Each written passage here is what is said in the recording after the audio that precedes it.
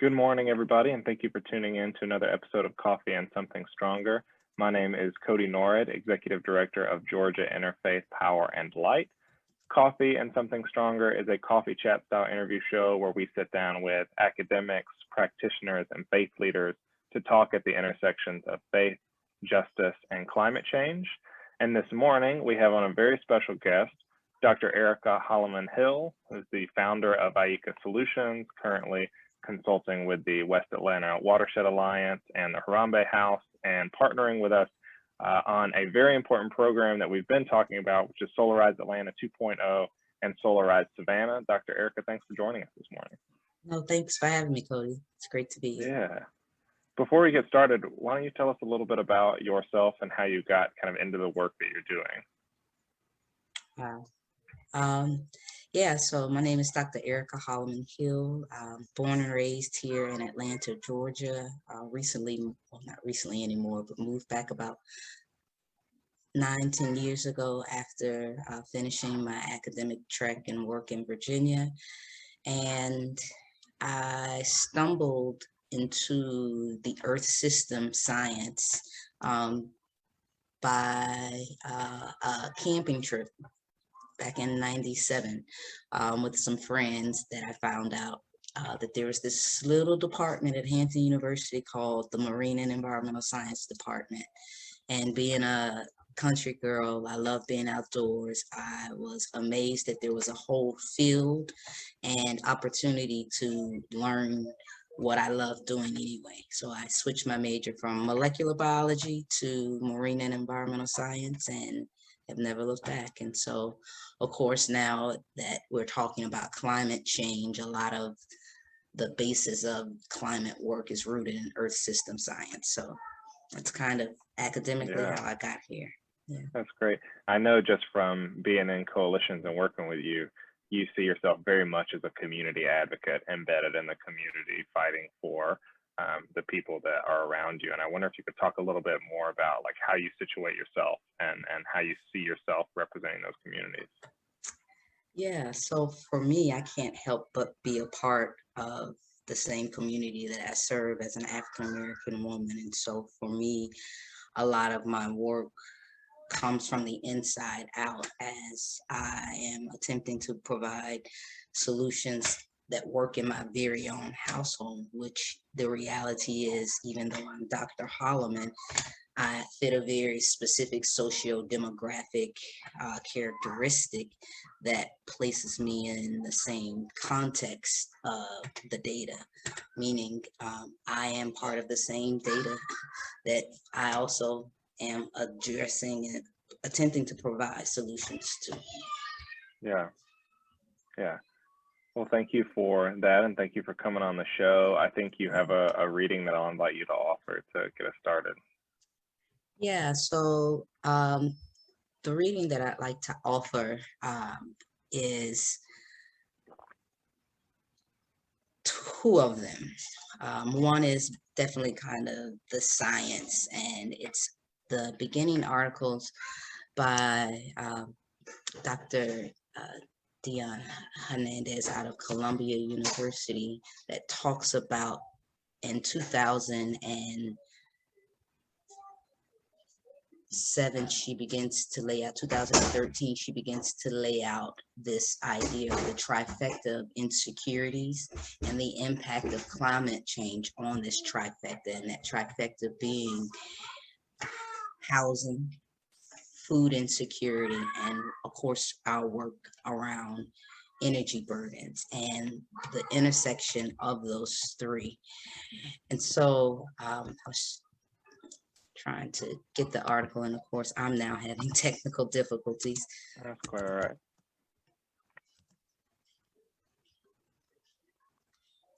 So the article is an energy insecurity, a framework for understanding energy, the built environment, and health.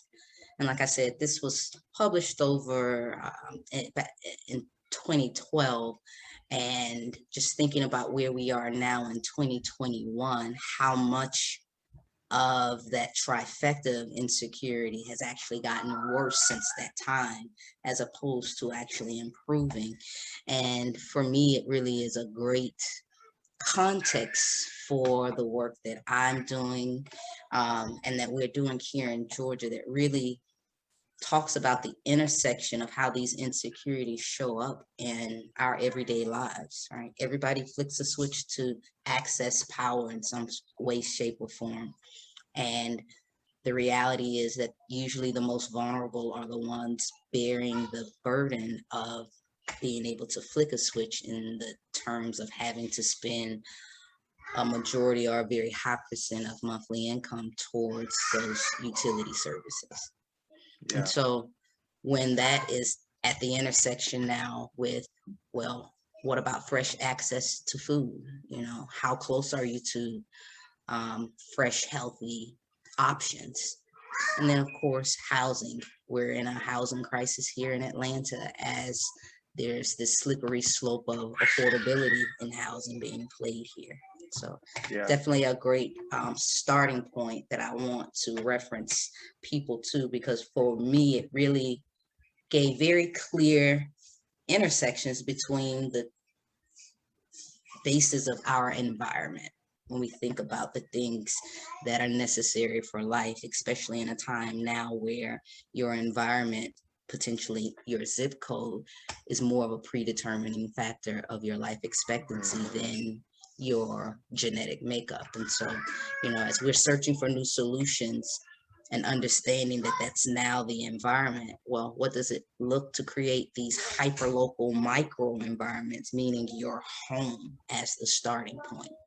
And so, great article. And again, energy insecurity, a framework for understanding energy, the built environment, and health. And the next reading that I am, it's a amazing book. It's interesting, and you know, how do we think about solutions? What are solutions? And again, you asked, well, how do I see myself in relation to the community that I serve? And my response was, well, I am a part of that community, right? And so Kimberly Drew and Gino Wortham edited a book called Black Futures, which just talks about, you know, in various art forms, ways, and media and disciplines, one of the most vulnerable populations in America, and that is the African diaspora, you know, African Americans in the diaspora here. Yeah. And what does those futures basis look like for us? You know, and in this context that we're talking today about solar, the question is, if we don't overcome one of the biggest barriers, which is upfront cost, right, to solar, well, what does solar look like if that is where we are moving as far as renewable and whatnot? And so amongst those two, you know, how do we now vision together for a better future? Yeah, thank you for that. Everybody who's tuning in, if you haven't seen it already, there's an interview with Don Moreland on Coffee and Something Stronger, talking about the Solarize campaigns that are going on right now. And we wanted to talk about those campaigns again. Again, Solarize is a way where community members can pitch in together through bulk purchasing to get a cheaper rate for rooftop solar installations in their homes and businesses. And right now, Solarize Atlanta 2.0 and Solarize Savannah is going on right now. You can sign up. There's a link. We'll drop a link on the post, and you can sign up right now for a free assessment. But what we wanted to dig into today specifically is what Dr. Ayika is alluding to here, is that who can still afford solar even in that program, and how do we make solar accessible to all people if it truly is the solution that we all want to take advantage of? How do we make sure that people are being able to receive the benefits of that solution, all people? And I wonder, Dr. Ayika, if you could just talk about some of the barriers to solar for low to moderate income individuals, which is what we're trying to get at and a part of this program, and then we'll kind of go from there. Yeah, well, Um, Definitely one of the biggest barriers becomes the upfront cost. Many of the programs that exist are the savings. The savings are in tax credits or rebates. And with either one of those, you have to spend something up front to be able to realize it on the back end. And then there's also access to programs, meaning we know that there are a lot of federal resources that come down to the state through LACHI and other programs to assist in energy upgrades or energy efficiency. However, that information is everywhere, and there's not one clearinghouse for that information, which would make it very easy for one applicant to, if there was a database as such, to kind of qualify across board and come up with a comprehensive list of federal funds that are available to assist. And so that being one of the barriers. And then two, with that, is that the earnest is on the individual. And so if you're already burdened with other issues, then to have to tackle the myriad of paperwork that it becomes, it makes it inaccessible. And so then we can talk about the physical nature and structure of the homes, if you own your home or not. Many homeowners are living in homes that have not been upgraded in over 20, 30 years, especially here in Atlanta, as well as you have many who are renting. And so you're at the discretion of your landlord, if he's present or not, if she's present or not. And that can present a barrier, especially around the energy efficiency of a home, if you're not in control over the upgrades or the ability to take care of some of the solutions that we know exist that would increase the energy efficiency, hence reducing energy burden. Yeah, we've talked about energy burden a couple of times on the show, and you've mentioned it a bit here, and I always think it's a good refresher to, could you talk a little bit about what energy burden is, and then kind of how it is impacting various communities? We know that there are particular zip codes in Atlanta that have the highest energy burden in the state. We know that there's significant energy burden across Georgia, but kind of what is that? How does it affect people, and what's the path forward for addressing that?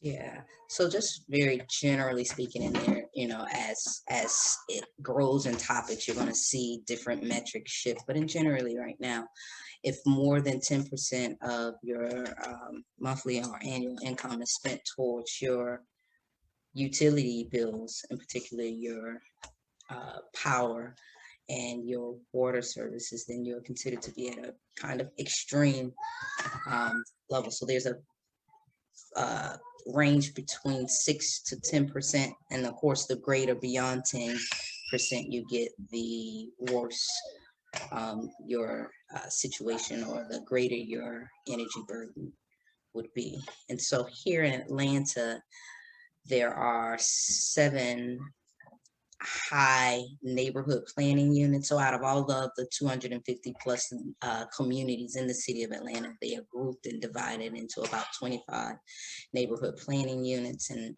out of all of them, there's definitely a clear shift when you look north of the city and south, and energy burden, where northern residents aren't considered to be energy burden at all.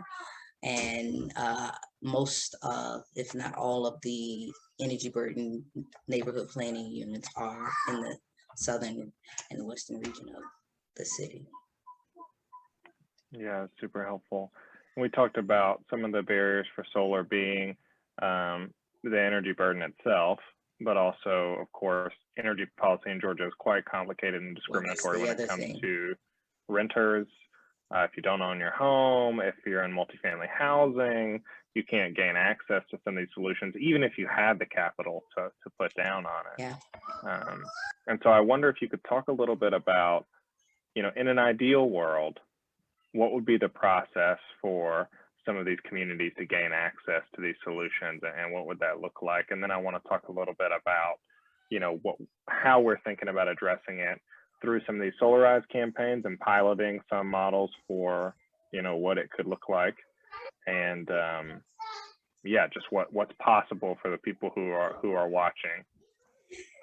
Yeah, so that's a loaded question in a sense, because a lot of those barriers are connected to larger systems. Now, when we talk about system changes and those systems being very critical in creating the access, we talk about financial tools that are available. Some of the jargon and terminology used is LMI, low to moderate individuals or income. And the reality is that for those that find themselves in the M category, you're still seen to have some skin in the game, meaning you are still able to take out some sort of traditional financial tool, loan, but have some ability to pay it back.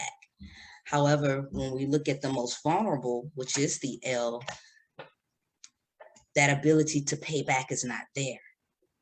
That group is seen to be the highest risk group. And the reality is, if we're really talking about helping and assisting and building capacity, then it's clear that it has to be gifted, and gifted in a way that allows then for that individual to receive the benefits that we often talk about.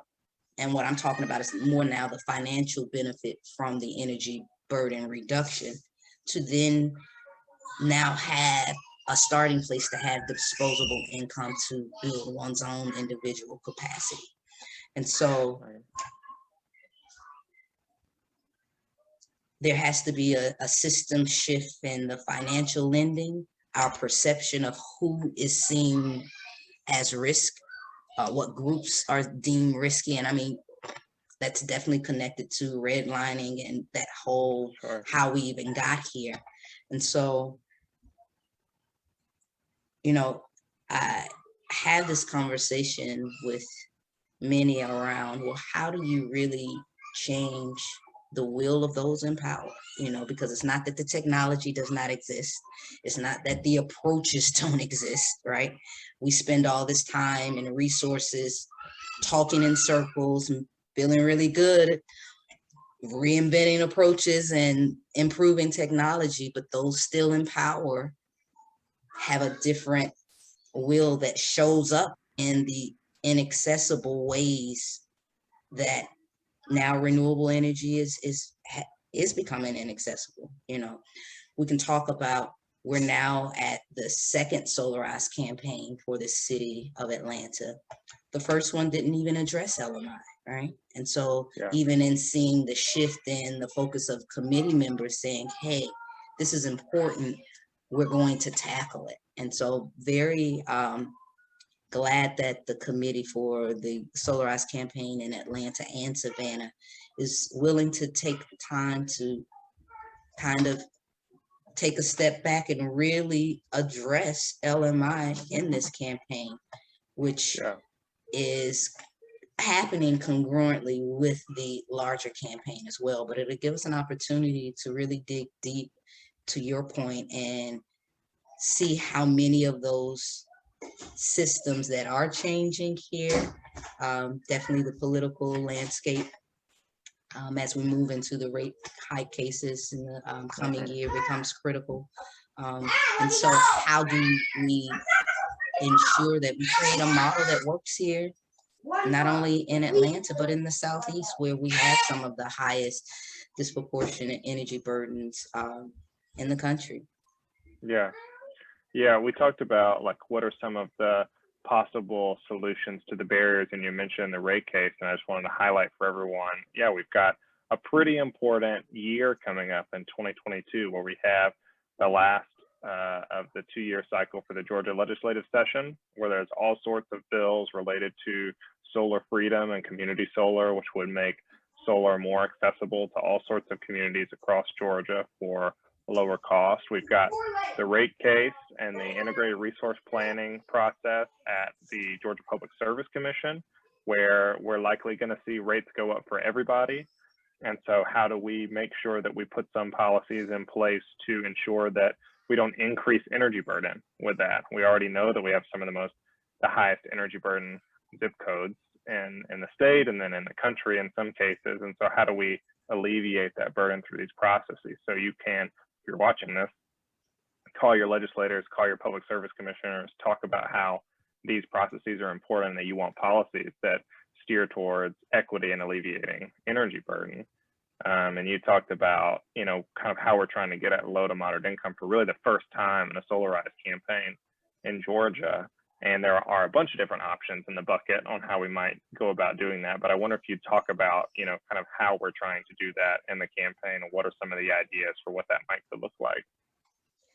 Yeah, so, you know, I think another barrier is the siloedness of what I'm coming to learn in this renewable camp, meaning energy efficiency kind of sits here in one bucket and then access and solar in another. But here in community, you know, it's both, right? Especially in, I'm taking my own house, which just had a energy audit by Mr. Costco Jones. And the reality is that I've inherited a home that I have not had the opportunity to do energy efficiency upgrades, and my HERS rating was 100, above 150. When we know that a home that is energy efficient should be closer to around, they say 30 to 50% of a HERS rating to then even for solar to make sense, right? And so I know that my home is reflective of lots of homes versus kind of where we think things are. And so some of those solutions have to address solar readiness or the steps to get people to be ready for solar, which would deal a lot more in the energy efficiency space. But again, for us, the two go hand in hand. You know, the energy efficiency upgrades and things not only causes for the immediate impacts to be felt, but then when you add on the renewable solar with a battery, then it allows for what we're focusing on, which is intergenerational wealth creation and the ability to sustain intergenerational wealth through these technologies and approaches. And so Dana Redding of Solar Stewards has worked out an amazing approach.